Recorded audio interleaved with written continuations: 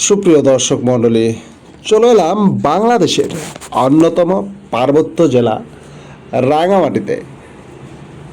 বাংলাদেশ ট্যুরের পক্ষ থেকে আপনাদের রাঙামাটি যেতে জানাচ্ছি স্বাগতম। এই জেলায় রয়েছে বিভিন্ন ধরনের পার্ক, তার ভিতর অন্যরকম একটি পার্ক পলয় পার্ক, যা পার্বত্য রাঙামাটির ভিতরে লেক ঘেরা। এই পার্কে আপনারা বিনোদনের শেষ পাবেন না। দেখতে পাচ্ছেন কত সুন্দর পাথরে ঘেরা পার্কটি, একদম কাপ্তাই লেকের পাশে। এইখানে রয়েছে শিশুদের জন্য ঘোরার ব্যবস্থা খুব সুন্দর। প্রিয় দর্শক মণ্ডলী, দেখছেন শিশুটি যেই বাংলার চেনা ঢেকি, সেই ঢেকির পাশে দাঁড়িয়ে খেলা করছে, ঢেকি পাড়াচ্ছে। এই হলো বাংলাদেশ। পার্বত্য নাই, গ্রাম নাই, যেখানে যাবেন অবশ্যই বাংলার গন্ধ পাইবেন। চলুন সেই গন্ধ থেকেই আজ পার্বত্য জেলাগুলো ঘুরে যাই। আমার কাছে ভালোই লাগছে বাংলাদেশ ট্যুর। আপনার কাছে কেমন লাগছে অবশ্যই জানাবেন। দেখতে পাচ্ছেন এইখানে কৃত্রিম ঝর্ণা তৈরি করেছেন, সেই ঝর্ণায় পানি পড়ছে নিচে। এই পানিগুলো যায় ঝর্ণার মতো এখান দিয়ে বয়েই। অবশ্যই দর্শক রয়েছে এখানে। দেখতে পাচ্ছেন ছবি তোলার হিরিক পড়ে গেছে, এই হিরিকে অনেকে নিচেও পড়ে যায়।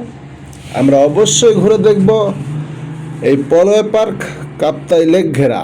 এখানে অনেক কিছুই পাওয়া যায়। শুনুন তাহলে এই ব্যক্তির মুখ থেকেই কি বলছে আজকের দর্শকেরা।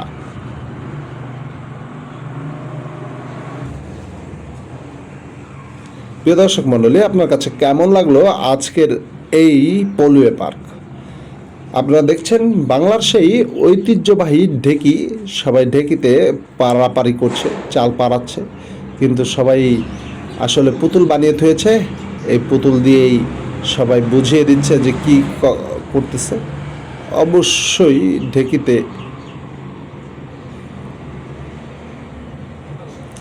এখানে রয়েছে শিশু পার্ক, শিশুদের জন্য বিনোদনের বিশেষ ব্যবস্থা।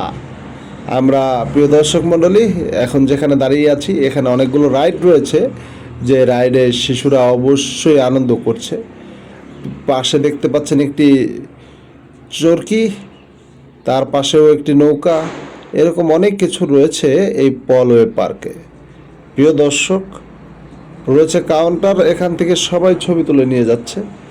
আর বাংলাদেশ ট্যুরের পক্ষে যদি আবার কখনো দেখা হয় পলয় পার্কে, অবশ্যই আপনাদেরকে পলয় পার্ক ঘুরে যাওয়ার জন্য এবং এই সবটি ভিজিট করার জন্য অনুরোধ রইল।